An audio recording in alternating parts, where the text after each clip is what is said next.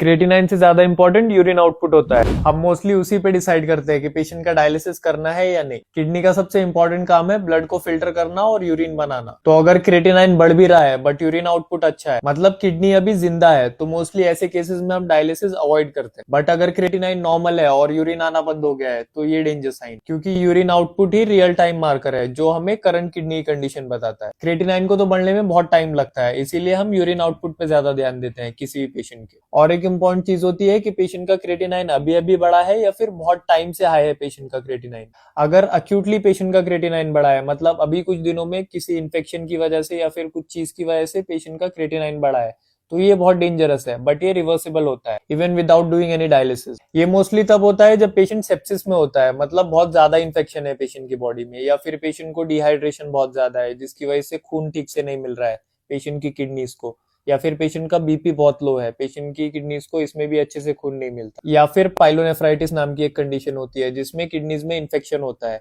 इसमें भी क्रिएटिनाइन बहुत शूट करता है पेशेंट का। ये सब बहुत कॉमन कॉजेज हैं जिसमें अभी अभी किडनी खराब होना स्टार्ट हुई है, मतलब क्रिएटिनाइन बढ़ना स्टार्ट हुआ है। और अगर हम इन चीजों को ठीक कर देंगे तो पेशेंट को डायलिसिस की कोई जरूरत नहीं है, किडनीज ऐसे ही ठीक हो जाती है। जैसे पेशेंट का तुमने इन्फेक्शन ठीक कर दिया, बीपी अच्छे से बढ़ गया पेशेंट का, या फिर डिहाइड्रेशन क्लियर कर दिया, या फिर जो पाइलोनेफ्राइटिस मैंने बताया है उसको ठीक कर दिया, तो क्रिएटिनाइन अपने आप नीचे आ जाता है और कोई डायलिसिस की जरूरत नहीं होती। बट जिन पेशेंट्स का बहुत टाइम से क्रिएटिनाइन बढ़ा हुआ है, किडनी का साइज बहुत छोटा हो गया है, जिसको हम सीकेडी बोलते हैं, और अभी कुछ दिनों में पेशेंट का यूरिन आना बंद हो गया है, क्रिएटिनाइन बहुत बढ़ रहा है पेशेंट का पोटेशियम बहुत हाई है, एसिड बहुत बन रहा है पेशेंट की बॉडी में, ये सब चीजें अगर तुम्हें पेशेंट में दिख रही है तो हाईली चांसेस है कि पेशेंट को डायलिसिस लगेगा ही। अब पेशेंट की किडनीज क्यों खराब होती हैं? या तो पेशेंट को बहुत टाइम से बीपी की तकलीफ थी जिसको वो कंट्रोल नहीं कर रहा था, या फिर डायबिटीज की तकलीफ थी जिसके वो मेडिसिन नहीं ले रहा था, या फिर पेशेंट बहुत टाइम तक नेफ्रोटॉक्सिक ड्रग ले रहा था जो किडनीज को हार्म करते हैं, वैसे मेडिसिन ले रहा था पेशेंट। इन सब केसेस में किडनीज खराब होना स्टार्ट हो जाती है। तो ये सब तुम्हें अवॉइड करना है अगर किडनीज को खराब होने से बचाना है